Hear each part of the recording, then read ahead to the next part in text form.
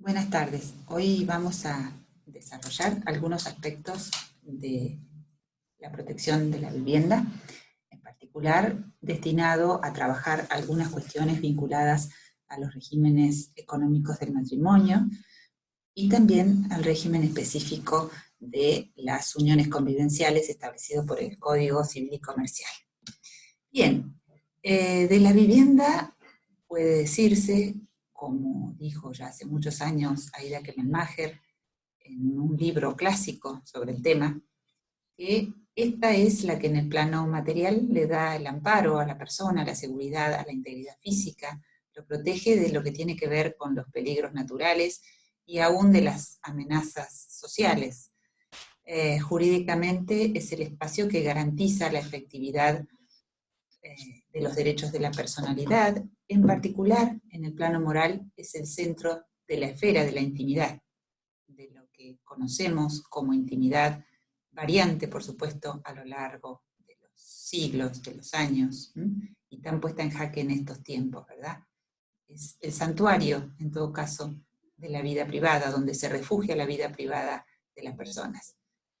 La protección de la vivienda implica dos aspectos específicos que tienen que ver con el acceso equitativo a la vivienda digna, lo que podemos llamar como derecho a la vivienda, el derecho a acceder a una vivienda y a gozar de ella.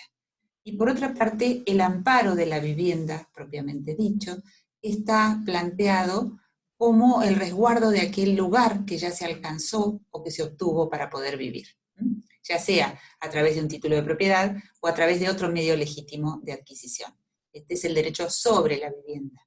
Nos vamos a detener más que nada en algunas particularidades de este derecho sobre la vivienda. Desde el punto de vista convencional y constitucional, es un derecho que ha merecido conformar parte de estos derechos humanos básicos que deben ser asegurados a todas las familias, a todas las familias comprendidas desde la no discriminación y desde el respeto a las decisiones para conformar las familias que tomemos cada uno de nosotros. Así, la Convención Americana de Derechos Humanos resguarda justamente a los derechos básicos humanos para ser gozados y ejercidos por las distintas familias, por las familias en plural. El protocolo de San Salvador, a su vez, dentro de los protocolos adicionales a la Convención Americana de los Derechos del Hombre, en cuanto atañe a derechos económicos, sociales y culturales, también refleja su especial respaldo a los derechos derivados para la constitución y protección de la familia, como es el derecho a la vivienda.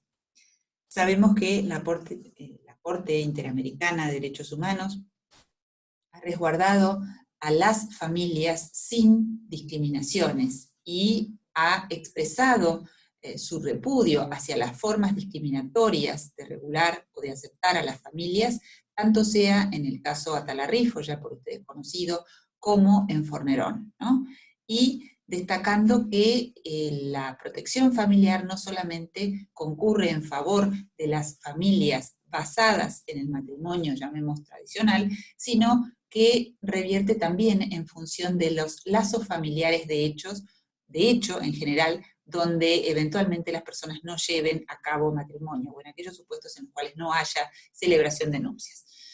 Por otra parte, la Corte Interamericana de Derechos Humanos, en la opinión consultiva 24 del 2017, también ha resaltado la importancia de la identidad de género y el trato no discriminatorio a las parejas del mismo sexo. Justamente allí figura el link de la Corte Interamericana de Derechos Humanos, donde se puede tomar cuenta del contexto y del texto íntegro de esta declaración. El derecho humano a la vivienda adecuada es resguardado desde la Constitución Nacional, en el artículo 14 bis, histórico, desde el año 49 en adelante, por supuesto reforzado con la protección del artículo 75, inciso 22, en la incorporación de las convenciones internacionales de derechos humanos que tuvieron lugar en el año 1994 precisamente, tanto sea en los instrumentos de índole universal como en los instrumentos específicos del contexto americano de protección de derechos humanos.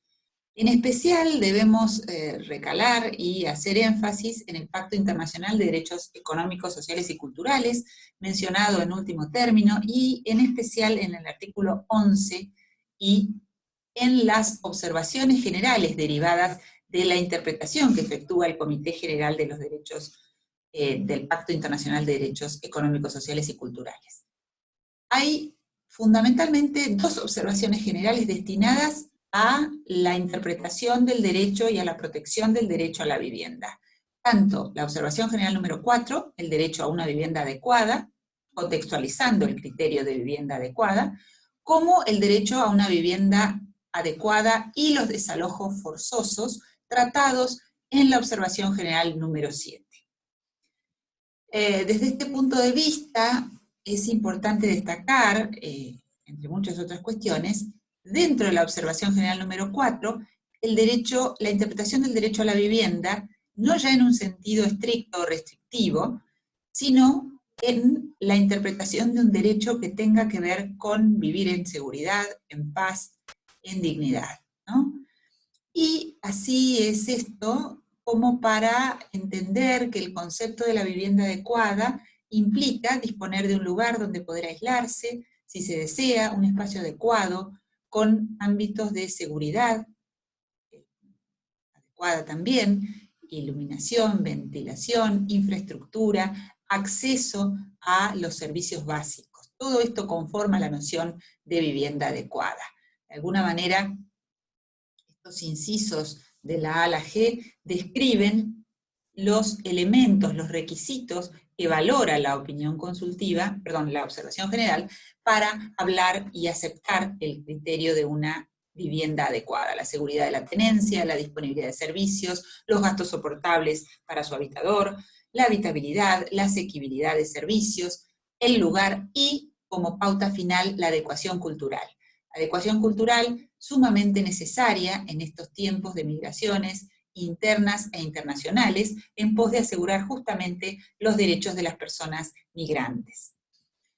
La observación general número 9, también de este pacto internacional, hace una especial llamada de atención a los estados para la garantía de que el propio comportamiento del Estado se realice en consonancia con las obligaciones que emanan del pacto.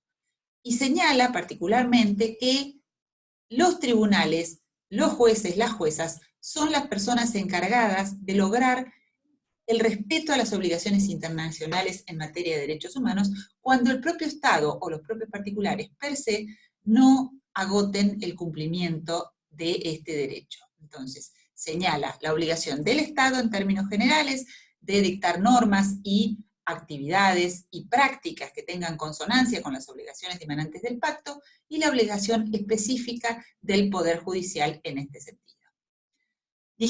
Hablamos de estos dos aspectos de la relación del derecho a la vivienda, el derecho a la vivienda como fundamental de la persona y la necesidad del resguardo sobre la vivienda. Aún opuesto este derecho al resguardo sobre la vivienda al propio titular registral o a terceros acreedores con, en principio, un derecho legítimo. Muy bien. Esto nos lleva a analizar algunos aspectos del derecho interno de nuestro Estado, en pos de ver cómo la apreciación del derecho interno puede o no cumplir con este principio esencial del derecho convencional, que es la coherencia del orden jurídico interno con ese bloque convencional y constitucional, tal como lo dijo la Corte Interamericana en Almonacid Arellano. De allí que nuestro Código Civil y Comercial plantea desde el inicio, en los artículos 1 y 2, en el artículo 1, las fuentes del derecho, haciendo expresa mención a la Constitución y los derechos humanos en los cuales la República Argentina sea parte. Por eso todo este contexto de derecho convencional, de derechos humanos que estuvimos mencionando, es el que fundamenta, motiva las distintas normas protectorias con las cuales hoy vamos a ver, las cuales hoy vamos a tratar. Y a su vez el artículo 2, que señala la necesidad de una interpretación en contexto de derecho convencional y constitucional de derechos humanos. Muy bien. ¿Qué sucede con la protección de la vivienda en el ámbito familiar? Bueno, vamos a tener que abordar algunos aspectos que tienen que ver con la vida en pareja, y las decisiones que atañen a los integrantes de esa pareja en pos del cuidado, de la protección de la vivienda, ¿no? Y también vamos a ver cómo en algunos supuestos los jueces, las juezas deben definir situaciones de protección a la vivienda que se brindan en función o en resguardo de unos integrantes de la familia por sobre otros, ¿no? De acuerdo a las situaciones conflictivas y a las condiciones de vulnerabilidad que deban analizarse en cada caso. Asimismo, la protección a la vivienda tiene un aspecto de resguardo hacia el exterior, de resguardo externo, podemos llamar, que tiene que ver con el aseguramiento frente a la persecución jurídica que ejerce un acreedor. Muy bien, la protección externa destinada a mantener la vivienda en favor de las personas y de las familias aparece en el Código Civil y Comercial en la incorporación de las normas del 244 en adelante, del 244 en adelante. Todo este sistema de la afectación de vivienda que trae el Código Civil y Comercial reemplaza al viejo sistema del bien de familia contenido en la Ley 14.394. Pero a su vez vamos a ver que existen normas protectorias de este derecho en los articulados referidos a los regímenes económicos del matrimonio y también de las uniones convivenciales. Por supuesto que estos sistemas protectorios conviven con otros sistemas protectorios especiales que están por fuera del Código Civil y Comercial, dictados a través de distintas leyes, en algunos casos incluso leyes provinciales, o como es el caso de los decretos de necesidad y urgencia, o en emergencias económicas a nivel nacional. Y también pervive aún los efectos de la vieja Carta Orgánica del Banco Hipotecario de la Nación que vamos a analizar quizá en alguna clase siguiente. Dentro de la protección a la vivienda del Código Civil y Comercial mencionamos la afectación de vivienda que permite a distintas familias y aún a personas solas pertrecharse con esta forma de protección que requiere el otorgamiento de una escritura pública de afectación o de un acta administrativa de afectación. Es una protección externa porque protege frente a las posteriores deudas, es decir, una vez afectada la vivienda, protege, respalda, resguarda frente a deudas adquiridas con posterioridad a esa constitución. A su vez, permite el ejercicio de la subrogación real, que implica la sustitución del ingreso derivado de la venta del inmueble y recae entonces en la protección sobre el precio obtenido por ello, o aún la sustitución de una vivienda por otra y permite la sustitución subsiguiente en la siguiente vivienda adquirida. También en el sistema actual es posible la afectación decidida por el juez a favor de beneficiarios incapaces o con capacidades restringidas. Es decir, no solamente una afectación a vivienda derivada de la voluntad del propio titular, sino en algunos supuestos específicos permite al juez, a petición de parte, definir la afectación de vivienda y su orden de registración. También en las uniones convivenciales y en los matrimonios existen normas que protegen hacia el afuera, protegen hacia las deudas que puedan adquirir las personas casadas o unidas en unión convivencial. Esto lo vamos a observar en los artículos 456 y 522 del Código Civil y Comercial. Muy bien. Dentro de la protección interna de la vivienda en el Código Civil y Comercial, en las uniones convivenciales se incorpora, no solamente el Código Civil y Comercial incorporó la figura de las uniones convivenciales, sino una forma de protección brindada a partir de una suerte de asentimiento, un asentimiento que implica que el conviviente de una persona que tiene una vivienda debe brindar su asentimiento para disponer de los derechos durante la convivencia. Pero este asentimiento se legisla específicamente para el caso de las uniones convivenciales inscriptas, no para las uniones convivenciales en términos generales. En las uniones convivenciales en general, la forma de protección se establece para los supuestos de necesidad de atribución a uno o a una de los integrantes de la pareja ante el cese de la unión. Esta protección interna puede ser definida por pacto entre los convivientes o exconvivientes o por decisión jurisdiccional cuando no es posible el acuerdo y uno o una lo demanda, lo peticiona. para ser oponible frente a terceros, esa atribución de vivienda debe lograrse la inscripción registral en el registro de la propiedad inmueble. Muy bien. La protección de la vivienda también se encuentra legislada en otros espacios del articulado del Código Civil y Comercial, dentro del ámbito sucesorio, a partir de las divisiones forzosas temporales, ya sean impuestas o pactadas, o en las oposiciones a partición, y también en la atribución preferencial en la partición y en el derecho real de habitación del cónyuge supérstite.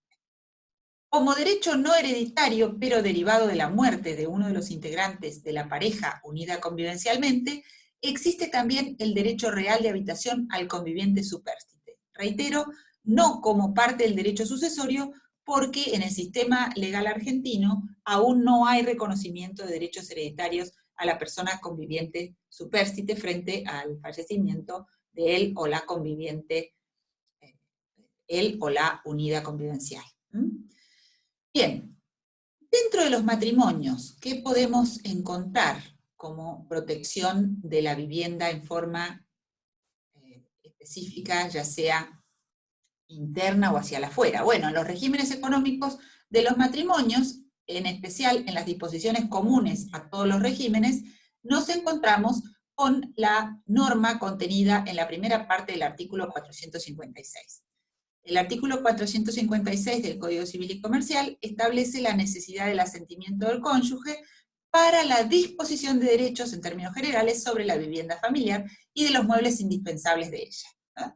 Entonces, la vivienda y el ajuar que compone esa vivienda tienen como recaudo que para su disposición, para la disposición de derechos, sea enajenación total, con transmisión de dominio, o sea, disposición de derechos de índole personal, se requiere el asentimiento del cónyuge titular.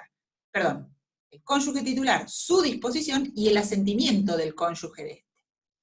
Muy bien. Este asentimiento conyugal involucra al orden público económico en el matrimonio. No puede ser dejado de lado por acuerdo de partes.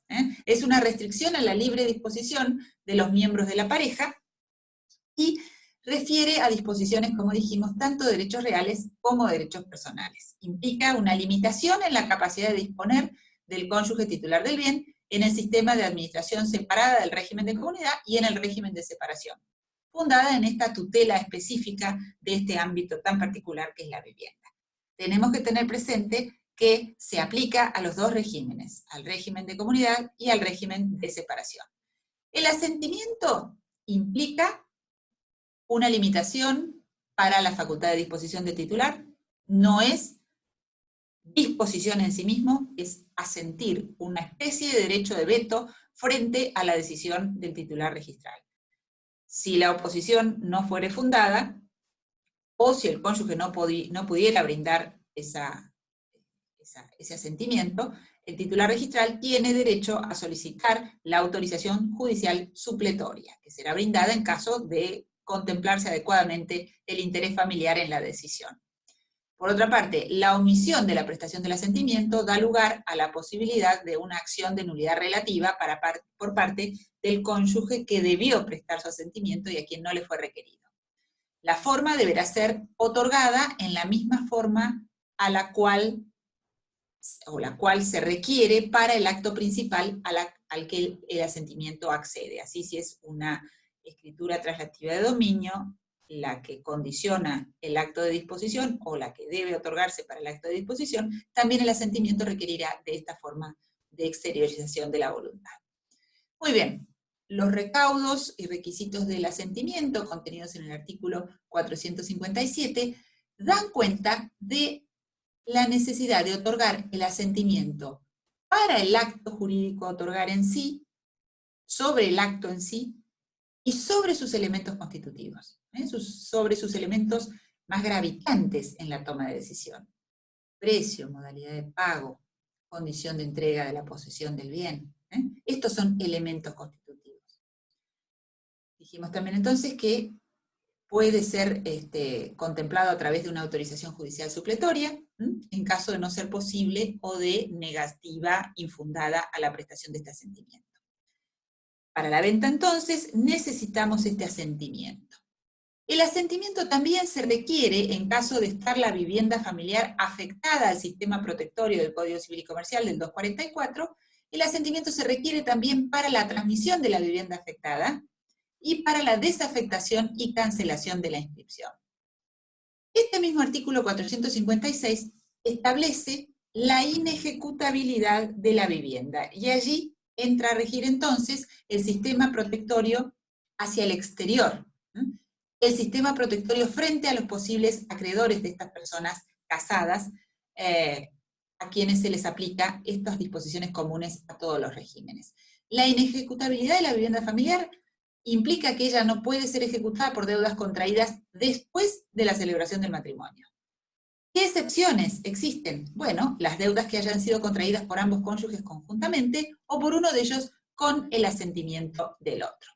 Este sistema tuitivo de inejecutabilidad de la vivienda complementa el sistema de responsabilidad separada por deudas en cabeza de cada cónyuge, en la comunidad en términos generales, y también en el régimen de separación. Está así fuera de la garantía común de los acreedores, como los bienes que están excluidos de la garantía común en el artículo 744 del Código Civil y Comercial y en el artículo 219 del Código de Procedimientos, en este caso de la provincia de Buenos Aires. La inejecutabilidad del 456, en términos de la doctrina mayoritaria, no requiere de una inscripción registral específica. Opera por disposición directa de la ley. ¿Qué ha dicho la jurisprudencia sobre la aplicación del 456? Ha ordenado su aplicación inmediata a partir de la vigencia del Código Civil y Comercial, aún en los casos en que la deuda hubiera sido contraída con anterioridad a la vigencia del régimen. Así lo estableció la Cámara de Apelaciones de Trelew, la Sala B, en un fallo de diciembre del 2015, y más recientemente la Cámara Nacional Comercial, en la Sala F, estableció, por vía de una apelación ejercida por la Defensora Pública de Menores e Incapaces, que el bien, el inmueble que estaba en ejecución, era una vivienda familiar, por ende era inejecutable, en tanto las deudas se habían contraído después de la celebración del matrimonio, pero por uno solo de los cónyuges. Al momento de digamos, la sentencia de apelación, la sentencia del recurso interpuesto, en la vivienda habitaban la ex cónyuge con hijos menores de edad, y el cónyuge que había tomado la deuda era quien estaba fuera de la vivienda. En el régimen de comunidad, el sistema del 456 se complementa con el régimen del asentimiento necesario para enajenar bienes gananciales registrables y también para las promesas de actos comprendidos en la enunciación del artículo 470. Muy bien. Por otra parte, como sistema de protección para los convivientes y para los unidos convivenciales inscriptos, tenemos que recordar que las personas unidas en uniones convivenciales pueden afectar viviendas al sistema de la afectación específica del 244 y son legitimados para ser beneficiarios también las personas convivientes, ¿sí? Muy bien. En el 522, norma propia de las uniones convivenciales, se regula la necesidad del asentimiento para disponer de derechos sobre la vivienda familiar y muebles indispensables de ella en el caso de las uniones convivenciales inscritas. Por supuesto, también puede ser suplido el asentimiento por la autorización judicial cuando no fuera debidamente motivado o fuera totalmente infundado. Si no media esa autorización, el que no ha dado asentimiento puede mandar también aquí la nulidad del acto dentro del plazo de caducidad de 6 meses de haberlo conocido y siempre que continúe la convivencia. Como protección externa de la vivienda familiar en la unión convivencial registrada, unión convivencial inscripta, debemos recordar que la vivienda familiar en estos casos no podrá ser ejecutada por deudas contraídas después de la inscripción de la unión convivencial, salvo las deudas que hayan sido contraídas por ambos convivientes o por uno de ellos con el asentimiento del otro. Este régimen tuitivo, también la doctrina nos está señalando que no requiere una inscripción registral especial. Como forma de protección en las crisis de las familias, se requiere para su decisión jurisdiccional el análisis de las condiciones de vulnerabilidad intrafamiliares y el resguardo, y a partir de allí poder definir el resguardo de algunas o algunos integrantes de la familia por sobre el derecho de otros.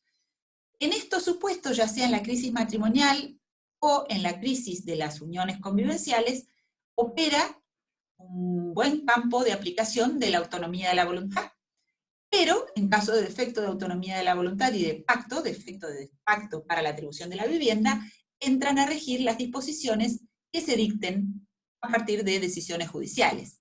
El convenio regulador en el divorcio puede contener justamente la cuestión de la atribución de la vivienda, rige allí, en tanto no resulte manifiestamente violatorio de los derechos de algunas personas especialmente privilegiadas en estos supuestos, como son los niños, los hijos menores de edad, y a su vez, si un juez debe decidir frente a la petición de atribución de vivienda, cobra gran importancia la definición de quién ejerce el cuidado de los hijos para la atribución del uso de la vivienda, que ha sido sede de la vida familiar.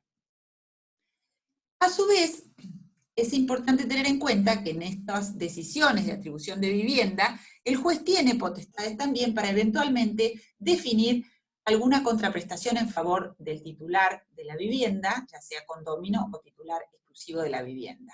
También puede ser que otorgue u ordene la prohibición de enajenación o partición, o que ordene alguna forma específica o tiempo de duración de esa atribución. Todo ello, para ser oponible a terceros, requiere sí inscripción registral.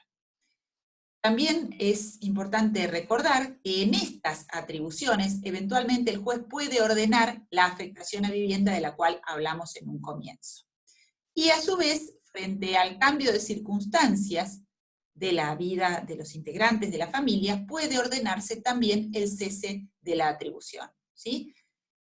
Muy bien. Dentro de la protección interna de la vivienda familiar, en estas atribuciones de uso de la vivienda familiar, también tenemos que tener presentes las normas procesales que establece en el título y capítulo respectivo el Código Civil y Comercial del 721 como medidas protectorias provisionales frente al divorcio, y en este sentido es importante trabajar uno de los fallos que ha dictado la Suprema Corte a poco tiempo de la vigencia del Código Civil y Comercial, el 7 de octubre del 2015, en el cual se decidió la atribución de la vivienda a los hijos, en función de las necesidades propias de ellos, a dos adolescentes, y de la disparidad de viviendas que ocupaba, por un lado, la progenitora y por otro lado, el progenitor. Los adolescentes convivían con el progenitor y en la vivienda del progenitor no tenían realmente satisfecho este derecho a la vivienda adecuada, y se definió la atribución de la vivienda después de haberlos escuchado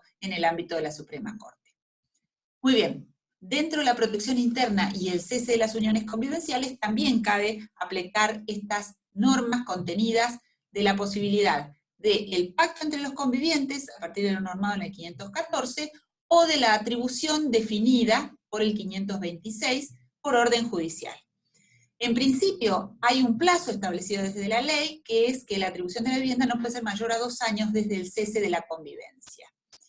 Sin embargo, es importante recordar en este sentido que así como es posible afectar la vivienda cuando sea atribuida judicialmente con el sistema de afectación del 244 y siguientes, la jurisprudencia ha dicho, y lo mencionamos aquí en esta plantilla, que ese plazo de 2 años no debe regir cuando quienes disfrutan también del derecho a la vivienda son hijos menores o personas con discapacidades o incapaces que tienen para sí el derecho alimentario a recibir la prestación de vivienda. En esos supuestos, el plazo del 526 no resulta aplicable, por supuesto, en tanto ello sea demandado judicialmente, si es que no hay posibilidad de pacto entre las partes. Así lo decidió la Cámara Nacional Civil en este fallo que estamos citando por aquí, y también lo definió en este sentido la Cámara de Apelaciones de San Salvador de Jujuy.